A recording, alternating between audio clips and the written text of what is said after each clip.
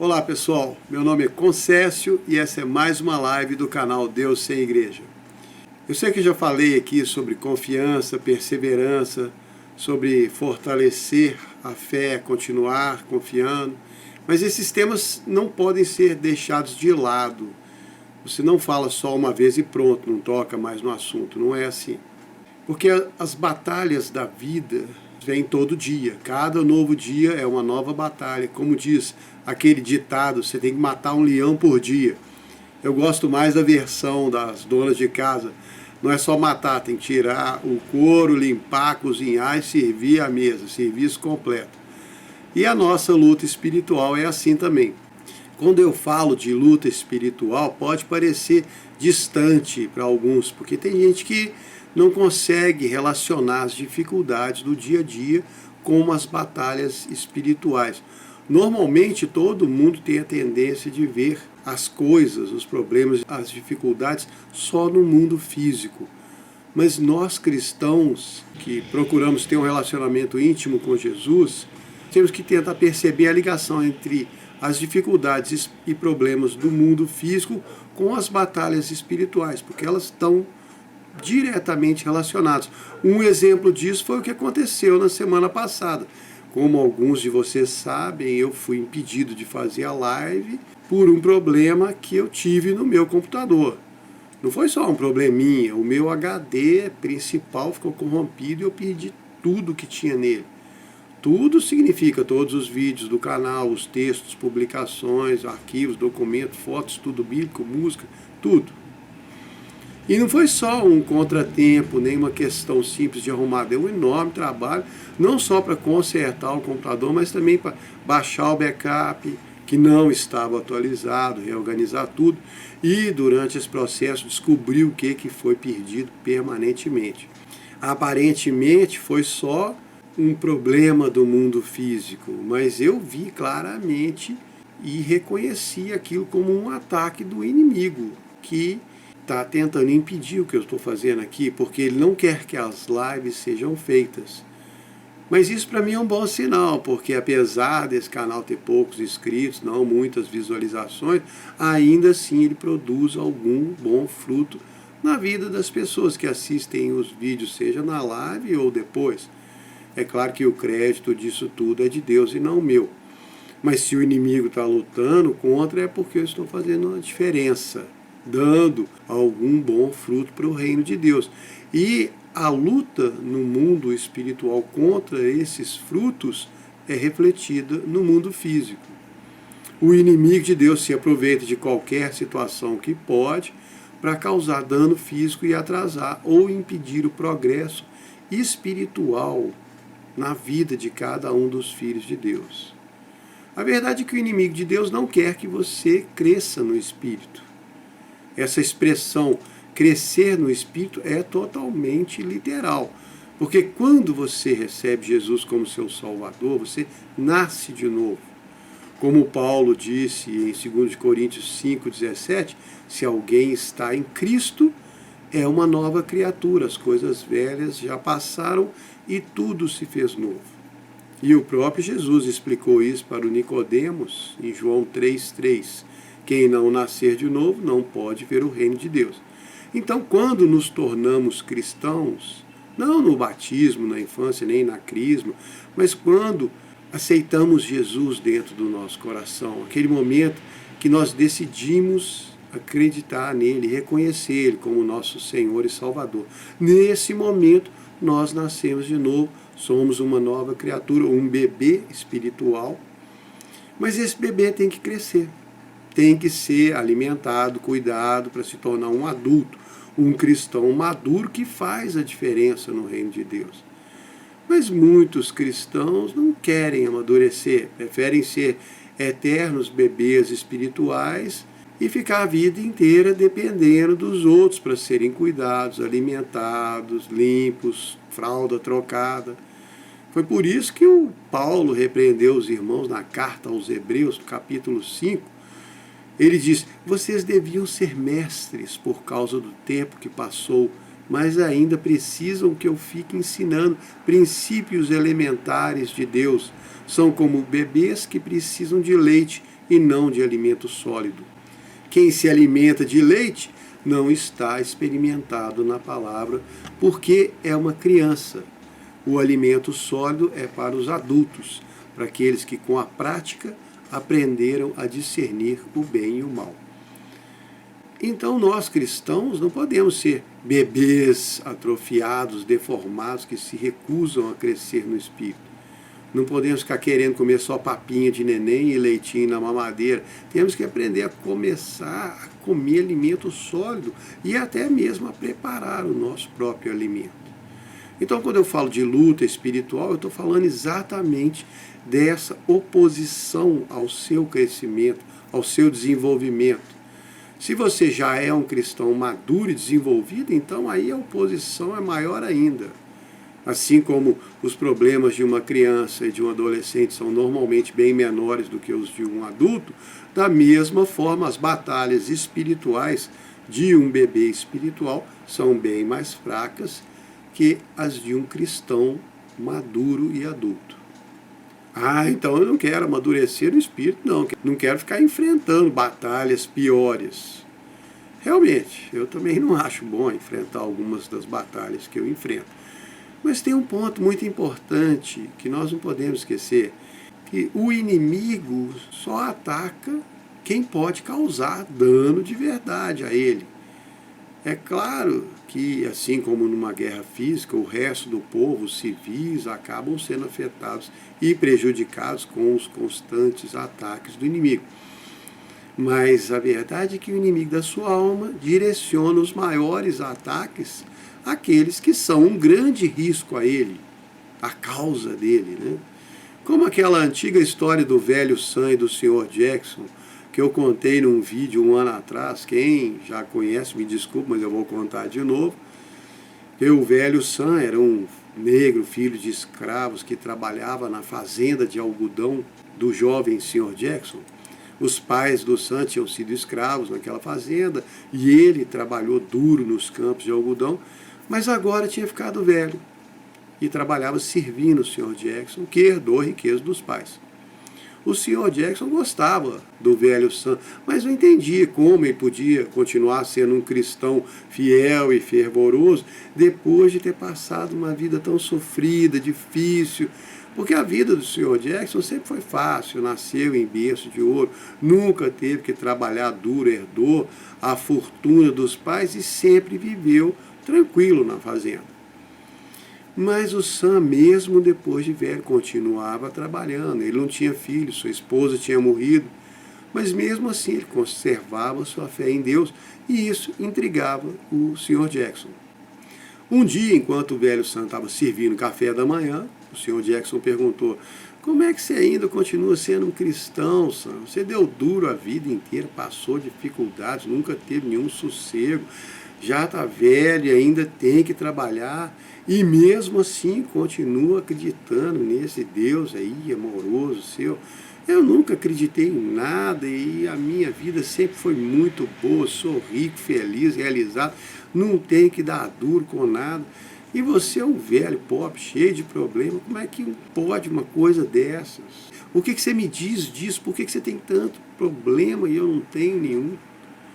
O velho Sam foi pego de surpresa com essa pergunta e ele não sabia o que falar, então ele respondeu: eu não tenho resposta para essa pergunta, patrão. Vou ter que pensar antes de te responder. E realmente ficou pensando naquilo, intrigado, e pediu para Deus ajudar a dar uma resposta para o Sr. Jackson. Depois de um tempo, veio a época da migração dos patos. O Sr. Jackson estava lá tomando café na varanda, viu um bando de patos voando, pousando no lago, e ficou todo animado e disse: Sam, os patos chegaram, vamos caçar, eu quero comer pato no jantar, pega as botas, pega a minha arma. Aí o Sam saiu todo apressado para pegar a bota e a arma, e logo eles estavam andando devagarzinho nas margens do lago, o Sr. Jackson com a sua arma, o velho Sam levando um saco enorme para colocar os patos. Quando chegaram pertinho, os patos saíram voando e o Sr. Jackson começou a atirar. Alguns patos caíram mortos na mesma hora, outros ficaram feridos e tentavam voar para fugir. Então o senhor Jackson gritou para o Sam: ensaca os vivos, deixa os mortos para trás. O Sam ficou correndo para lá e para cá, atrás dos patos vivos, e depois de pegar todos que ele conseguiu, voltou com um sorriso enorme, alegre, dando gargalhadas. Aí o senhor Jackson perguntou: o que aconteceu, Sam? Você está rindo do quê? E ele respondeu: patrão, acho que eu tenho a resposta para aquela sua pergunta. Você sabe, eu sou um pato vivo, o diabo tem medo que eu fuja, então ele fica atirando, correndo atrás de mim, tentando me ensacar. O senhor, patrão, já é um pato morto. Ele já te pegou, por isso que ele não se preocupa com o senhor. Por isso ele não te dá problemas. E essa é a realidade da vida dos cristãos. Nós estamos lutando uma guerra espiritual, combatendo as forças espirituais da maldade, lutando para libertar as almas dos homens das garras do inimigo de Deus. Por isso enfrentamos oposição, por isso temos problemas, só que diferente da história do velho Sam, nós não somos patos feridos, fugindo do inimigo que tenta nos ensacar. Na verdade, a guerra no espírito é bem diferente. Nós ficamos muito acostumados com aqueles filmes macabros, hollywoodianos, que o diabo é todo poderoso e fica perseguindo os pobres, coitados, dos cristãos indefesos, e nada do que eles fazem adianta, eles não conseguem derrotar o diabo, porque o poder dele é sempre maior. Mas não foi isso que Jesus falou.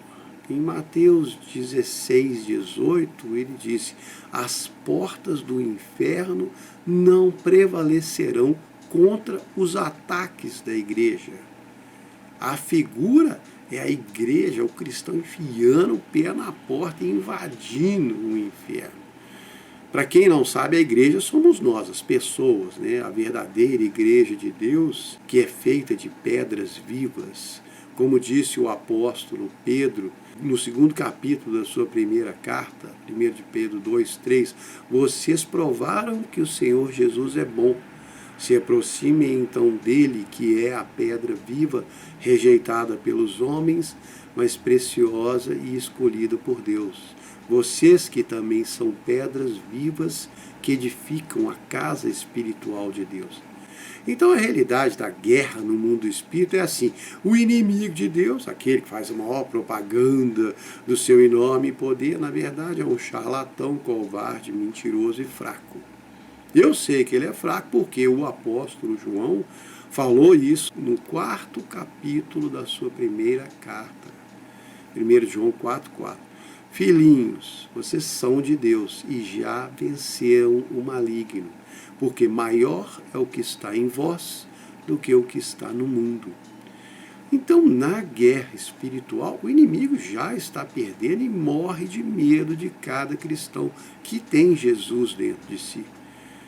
Por isso ele se esforça tanto para não deixar você lutar, para te impedir de crescer espiritualmente, porque você é uma ameaça para ele e para o plano dele de destruição da criação de Deus. É que nem os soldados da Primeira Guerra Mundial. O sujeito que ficava dentro da trincheira sentado dificilmente corria risco. Mas quem se levantava, colocava a cabeça para fora e começava a atirar no inimigo, ia levar chumbo. A diferença é que no espírito nós estamos atirando com metralhadoras, canhões, bazuca, e o inimigo está com um estilingue jogando bolinha de mamona. Mas a propaganda dele é tão forte e ele investe tão pesado no marketing que nós nos deixamos levar por essa propaganda, ficamos desanimados, às vezes amedrontados, enfraquecidos. Quando aparece um problema, o inimigo vem com aquela lente de aumento, coloca na sua frente e começa a falar do tanto que aquele problema é enorme e como você não vai conseguir resolver aquilo e como aquilo tudo vai virar um problema ainda maior. E a melhor coisa que você pode fazer é desistir de tudo e chutar o balde. Que nem a mulher do Jó, em Jó 2:9, quando o sujeito perdeu tudo, ela chegou para ele e falou: por que você ainda conserva a sua integridade, amaldiçoa a Deus e morre? Porque é isso que o inimigo quer. Quer que você dê as costas para Deus e desista. Porque se você não desistir, ele perde. A verdade é que ele não tem como ganhar, ele já perdeu. Você já foi salvo por Jesus quando ele morreu na cruz e ressuscitou. Você já tem a sua entrada garantida no céu. Ah, mas então por que o inimigo fica lutando contra mim se ele não pode fazer nada? Porque você ainda pode fazer muito contra ele.